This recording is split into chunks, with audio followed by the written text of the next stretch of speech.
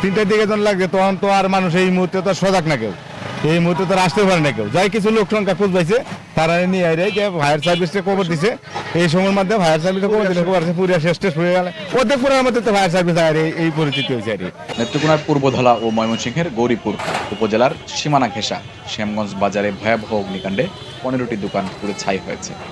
এতে প্রায় 2 কোটি টাকারও বেশি ক্ষয়ক্ষতি হয়েছে বলছেন ক্ষতিগ্রস্ত দোকানিরা। তবে মাত্র কয়েক মাসের ব্যবধানে একই বাজারে বেশ কোটি অগ্নিকাণ্ডের ঘটনায় স্থানীয়দের মাঝে কিছুটা চাঞ্চল্যের সৃষ্টি হয়েছে। যদিও প্রাথমিকভাবে শর্ট সার্কিট থেকে আগুনের সূত্রপাত হয়ে থাকতে পারে ধারণা করছে ফায়ার সার্ভিস ও স্থানীয় প্রশাসন। আমরা এখনো বলতে পারতেছি না এটা শর্ট সার্কিট থেকে আগুন লাগতে পারে। তো আমার এখানে 18টা প্রতিষ্ঠান একদম সম্পূর্ণ ভস্মীভূত হয়েছে। গৌরীপুর উপজেলা এবং পূর্বধলা উপজেলা দুইটা উপজেলা মিলে এই শ্যামগঞ্জ বাজারটা যে অংশটার মাঝে আগুন লাগছে বা পুড়ছে এটা হলো শ্যামগঞ্জ গৌরীপুর এরিয়া এর শ্যামগঞ্জ নেত্রকোনা প্লাস ময়মনসিংহ 2 জেলার মিডিলে রাত্রির প্রায় আনুমানিক 3:30টার দিকে এই অগ্নিপাতের ঘটনা। তো কিভাবে লাগছে ওইটা আমরা সঠিক এখনো তথ্য পাই নাই। তবে এখানে প্রায় 14-15টা দোকান ছিল, এর মধ্যে স্যানিটারি, মনিহারি, কাপড়ের দোকান, চায়ের দোকান, পরে সেলুন ছিল, পরে গ্যাসের দোকান, লাইব্রেরি ছিল, কাপড়ের দোকান এনো ছিল, সেলুন এনো ছিল, ইলেকট্রিক দোকান। প্রত্যক্ষদর্শী ও ক্ষতিগ্রস্ত সূত্রে জানা গেছে শুক্রবার ভোররাত আনুমানিক 3টার দিকে শ্যামগঞ্জ বাজারের কলেজ গেটের সামনে রায় মার্কেটে এই আগুন লাগার ঘটনাটি ঘটে।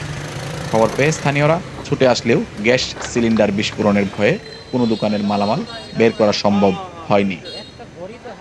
পরে খবর পেয়ে গৌরীপুর ও পূর্বধলা ফায়ার সার্ভিসের কয়েকটি ইউনিটের সদস্যরা কয়েক ঘন্টার চেষ্টায় আগুন নিয়ন্ত্রণে আনে। ততক্ষণে মনোহারি দোকান, লাইব্রেরি সহ অন্তত 15টি দোকানের সব পুড়ে ছাই হয়ে যায়।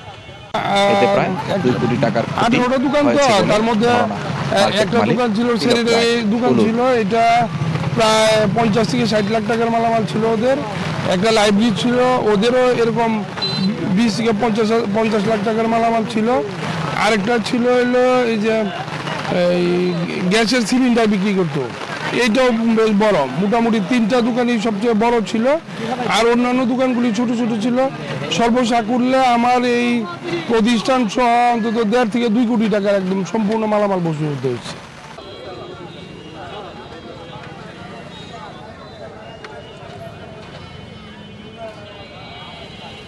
কালকে রাতে ফায়ার সার্ভিস আমাকে জানাইলো যে এখানে উপজেলা নির্বাহী অফিসার আগুন লাগছে। এরপরে আমি বললাম যে ক্ষয়ক্ষতিটা কিভাবে আগুন লাগলো, বললো যে বিদ্যুতের শর্ট সার্কিট থেকে এটা লাগতে পারে।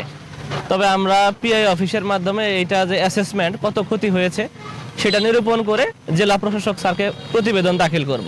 আমরা এটা পরিদর্শন করেছি, ক্ষতিগ্রস্ত ব্যক্তিদের খোঁজখবর নিচ্ছি আর এই বিষয়ে আইনগত ব্যবস্থা প্রক্রিয়াধীন।